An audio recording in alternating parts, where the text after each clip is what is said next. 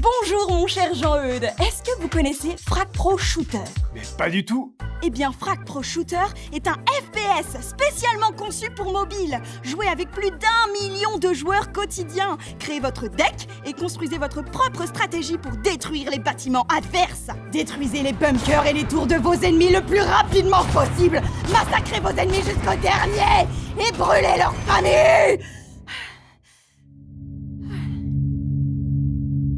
Plus de 90 personnages à collectionner avec leur gameplay et pouvoirs spécifiques. Et maintenant, découvrez le nouveau personnage, Sunny. Il peut placer des pièges holographiques presque invisibles qui étourdissent les ennemis autour de lui dans la zone jusqu'à ce qu'ils soient détruits. Des pièges qui détruisent des ennemis holographiques dans une zone presque invisible jusqu'à ce qu'ils est détruite?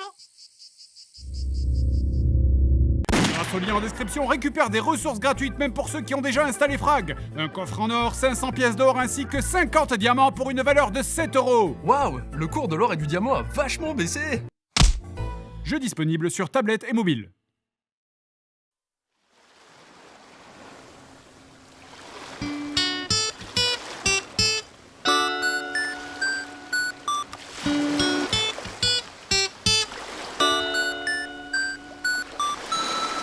Un, 2, 3, 4.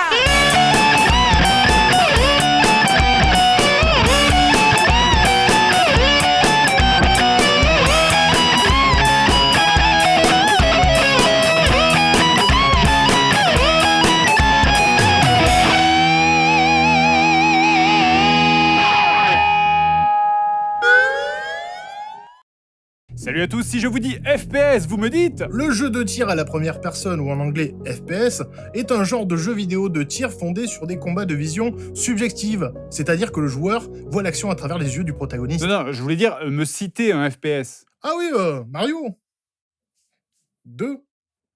Non, bien sûr, vous allez me citer Doom.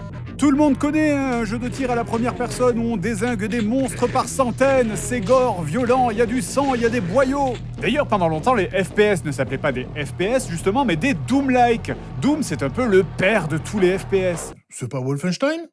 Si, mais vu que si j'en parle, on va se faire démonétiser, on va dire que c'est Doom. Mais avant d'aller plus loin, revenons un peu en arrière, parce que ce soit pour parler de Doom ou de Duke Nukem, je ne peux pas commencer sans évoquer le modèle du shareware. Lorsque Scott Miller, le futur producteur des Duke Nukem, crée sa société, Apogee, il a recours à un système original, le shareware. Le shareware, c'est qu'en gros, ton jeu est divisé en plusieurs parties, et d'ailleurs, t'as même le droit de le copier pour le refiler à tous tes potes. Mais par contre, si t'as aimé ça et que tu veux la suite, là, il va falloir hacker. Et vous savez qui d'autre applique ce système ? Les vendeurs de crack? J'allais dire les jeux mobiles, mais les deux réponses sont valides. Ce modèle est un succès total, et avec aucun intermédiaire, Scott Miller récolte presque 100 000 balles la première année en distribuant son jeu Kingdom of Crows. Ouais, ça les vaut. Très vite, il laisse tomber la programmation et recrute des petits nouveaux pour bosser à sa place. Apogee devient alors à la fois éditeur et développeur de jeux vidéo. Et les nouveaux venus vont l'aider à créer leur nouveau héros, un certain Duke Nukem. Ah pardon, c'est pas lui. Oui, alors Duke Nukem à la base c'est censé être le nom d'un personnage de Captain Planet, sauf que du coup ils ont flippé de se prendre un procès au cul, et donc c'est pour ça qu'ils ont renommé leur version 2.0 en Duke Nukem. Attendez une seconde, je me souviens de vous? C'était vous, Bitman? Je ne travaille toujours pas ici. Sauf que, manque de bol pour Captain Planet, le nom du méchant n'était pas déposé, et c'est pour ça que Duke Nukem a pu de nouveau s'appeler Duke Nukem dans les jeux suivants. Et justement, le troisième opus de Duke Nukem est en préparation, et contrairement aux deux premiers qui étaient des platformers, celui-ci sera un Doom-like. Il fera même mieux que Doom, puisque le moteur de Duke Nukem 3D permettra à Duke de nager, voler en jetpack, regarder en haut et en bas, chose qui était impossible dans Doom, et même détruire des éléments du décor. Mais évidemment, c'est surtout le côté beauf décomplexé du personnage qui fera parler du jeu. Le personnage est violent, vulgaire, sale, sexiste, misogyne. C'est normal donc que ce soit un énorme succès. Cette phrase va encore me valoir des problèmes. Dès 97, la suite de Duke 3D est annoncée en grande pompe et le jeu s'appellera Duke Nukem Forever, un titre calqué sur Batman Forever. Déjà, ils ont construit leur jeu sur un cimetière indien, ça partait mal. Et Duke Nukem Forever, vous avez forcément entendu ce nom au moins une fois. C'est une célébrité du jeu vidéo, hein, un des plus grands échecs. Les galères commencent lorsque George Broussard, vice-président d'Apogee, se retrouve seul à la tête du navire suite à la démission de son collègue Todd Replogle. Il opte tout d'abord pour le moteur de Quake 1 avant de changer en cours de route pour celui de Quake 2 pour la jolie somme d'un demi-million de dollars. Et il déclare, screenshot à l'appui, que Duke Nukem Forever sera le plus beau jeu de 1998. Et en quelle année il est sorti le jeu? En 2011. À l'E3 98, un trailer provoque l'hystérie des fans. La sortie du jeu est imminente. Sauf que la fin des années 90, c'est aussi une période où la technologie évolue très vite dans le jeu vidéo. Et comme Broussard a promis le meilleur jeu du monde, eh bien il demande constamment à ses équipes d'ajouter de nouvelles features. Et comme tout ça prend du temps, eh bien le jeu prend du retard et le moteur 3D devient obsolète. C'est marrant, ça me rappelle Star City. Oui, Seb, à quoi ça te fait penser ? Et c'est la raison de l'échec de ce jeu. Ce cycle va se répéter pendant des années. Unreal sort, Broussard est époustouflé, du coup Duke Nukem Forever va passer à l'Unreal Engine. Vous vous souvenez du demi-million de dollars de Quake 2 ? Poubelle ! Puis après c'est Half-Life qui sort, et là Broussard veut la même intro pour son jeu. Puis après c'est The Thing qui se passe dans la neige, et là du coup Broussard veut un niveau dans la neige. Ok les gars, ce coup-ci c'est bon, j'ai réglé le problème, il nous ennuiera plus. Allô les gars, je suis dans un coffre. On m'a enlevé. Ça serait super en manque dans le jeu, le héros se fasse enlever. Et... À l'E3 2001, parmi le milliard d'annonces complètement folles de cette année, nouveau trailer pour Duke Nukem Forever. Et entre-temps, leur éditeur GT Interactive, qui se sont fait d'abord racheter par Infogrames, puis revendre à Take-Two, se permettent de communiquer dans la presse sur l'hypothétique sortie du jeu. Communication auquel Broussard répondra « Il ferait mieux de fermer leur putain de gueule. Le jeu, il sera fini quand il sera fini. » Qu'est-ce que tu fais ? Oh pardon, je nettoie la souffleuse. Pendant ce temps-là, côté développement, Broussard vient de décider de changer de moteur physique pour concurrencer celui d'Half-Life 2. 5 ans de développement et on repart à zéro. À partir de 2005, plus de trailers, plus de screenshots, la communication du jeu se transforme en un silence gênant, et de toute façon, les gens sont passés à autre chose. Plus personne n'attend Duke Nukem quand en face, tu as Battlefield ou Call of Duty. En 2006, le développement du jeu est rebooté pour la 6e fois. Ce coup-ci, c'en est trop, le tiers de l'équipe démissionne, et 3D Realms ferme ses portes en mai 2009. Duke Nukem Forever rentre alors dans l'histoire comme la légende du Vaporware. Ou en français, un fumiciel.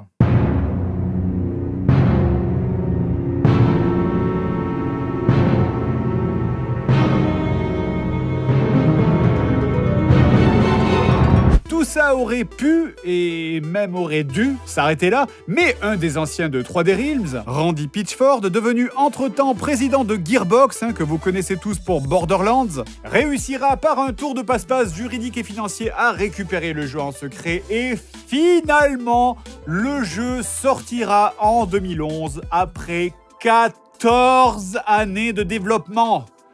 Et c'est vraiment pas bien. Non. Le jeu s'ouvre sur Duke, votre personnage qui... Allez, on se bouge le cul. Tout le monde veut voir Duke et son gros calibre en action. Bon, moi je vais m'en aller, je pense qu'on n'aura pas besoin de moi aujourd'hui. Il a l'air bien ce jeu. Voilà, donc c'est littéralement la première image que vous voyez de ce jeu, un urinoir avec un bouton sur lequel il y a marqué pisser.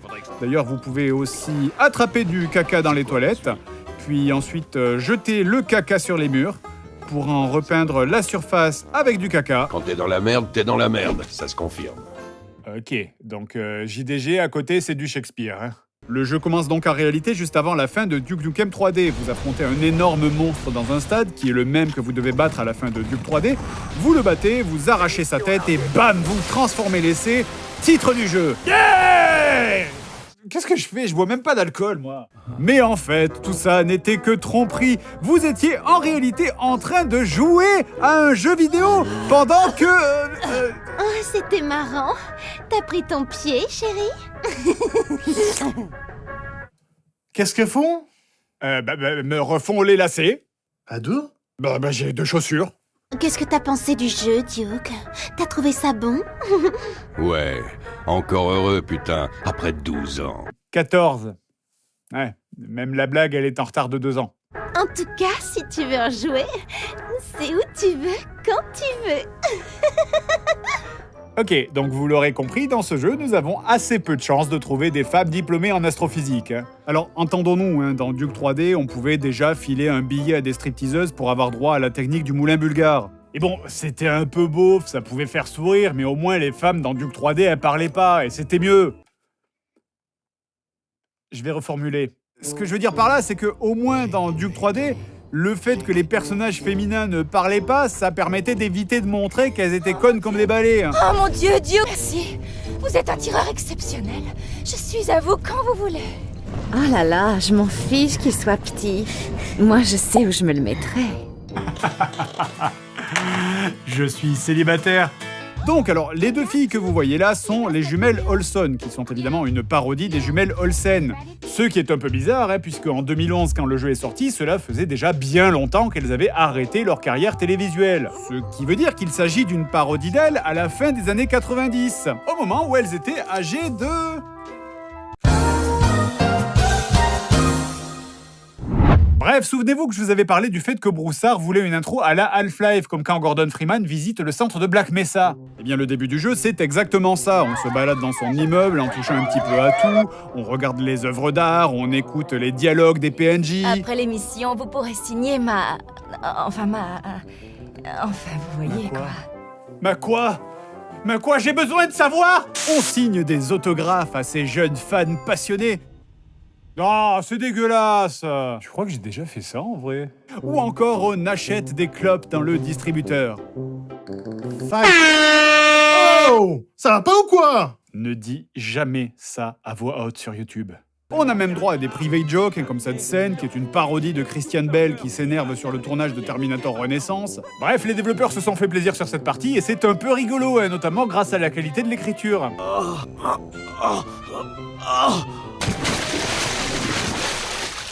Boum! Alors, c'est qui le plus fort? C'est de la poésie à mes oreilles. Bref, très rapidement, les aliens se mettent à attaquer la ville, et c'est là où le vrai jeu va commencer, et c'est plutôt pas ouf en fait. Le cœur du gameplay est foiré, on a des murs invisibles partout, un système d'endurance qui essouffle ton personnage quand il court, et surtout la plus grosse critique qui a été faite à ce jeu, c'est que Duke est limité à 2 armes maximum, ce qui castre complètement le côté bourrin du jeu, alors que c'était l'essence même de ce qui avait fait le succès de Duke Nukem 3D. Ce côté je me balade partout, j'ai plein d'armes, j'explose de l'alien par centaines.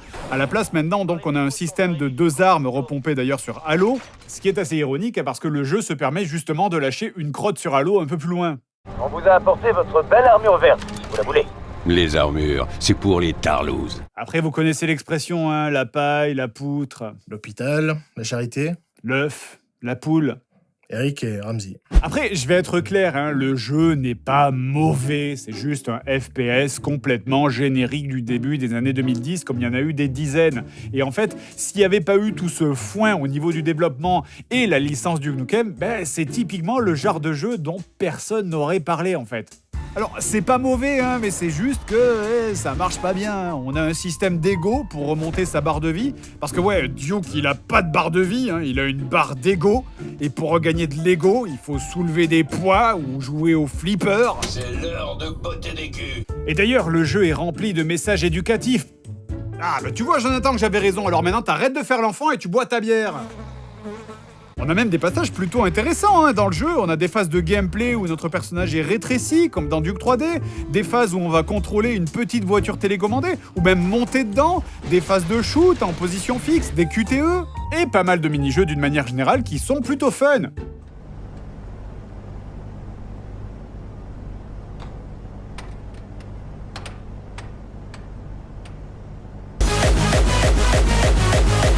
Bon, après, on a tous une notion différente de ce qui est fun. Par exemple, Sébastien. Moi, je fais des petites chaises en bouchon de champagne. Voilà, ça c'est fun. Par contre, passer 1h30 à essayer de faire un saut dans une phase de voiture épouvantable, mais genre vraiment, j'ai un putain de disque dur entier d'images sur ce passage-là. Ça, c'est pas fun. Et ça rend fou, Et d'ailleurs, en plus, je me suis softlock, là. Putain, mais quel enfer, je te jure. Là, je suis bloqué. Voilà, c'est cuit, là. Ma voiture, elle s'est retournée, voilà. Je suis comme une tortue sur le dos, c'est mort. Allez, plus qu'à recharger la sauvegarde. Vive le gaming hein. Bon alors après, je vais pas vous montrer chaque niveau du jeu, parce qu'encore une fois, ça n'aurait aucun intérêt. La plupart des niveaux sont, comme j'ai dit, une espèce de FPS générique sans âme que t'as l'impression d'avoir déjà vu 1000 fois. Et finalement, en fait, les seuls niveaux qu'on va retenir, c'est ceux qui sont... différents. Alors, ce niveau s'appelle La Ruche. Je ne peux pas vraiment vous le montrer sans faire fermer cette chaîne, mais je peux vous le décrire. Alors, ça c'est maman, ça c'est les extraterrestres, et... oh non! Mais sérieusement, mais qu'est-ce qui se passe ici? On dirait que je viens de trouver la collection de hentai personnel du mec qui a fait le design de Alien. Et oui, je sais que le scénar dans Duke Nukem, ça a toujours été ça, les extraterrestres qui viennent pour enlever les femmes. Sauf que dans les années 90, les graphismes étaient tellement primaires que c'était difficile de prendre ça au sérieux. Mais là, avec les graphismes de 2011, la frontière entre la blague et le fétiche bizarre devient un peu floue. Tenez, donc par exemple, hein, genre pour avancer dans ce niveau de La Ruche, il faut doigter les porcs qui sont en forme d'anus. Quel trou du cul.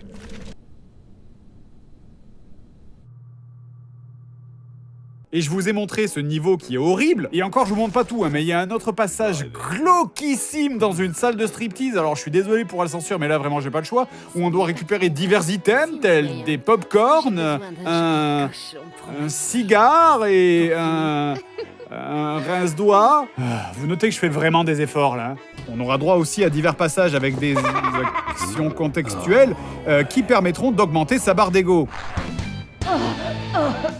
Il y avait qui de l'autre côté? Oups. Et après une série de niveaux tous plus ennuyeux les uns que les autres, hein, le jeu se termine par un boss fight où après l'avoir vaincu, vous lui pissez dans la bouche. Des questions.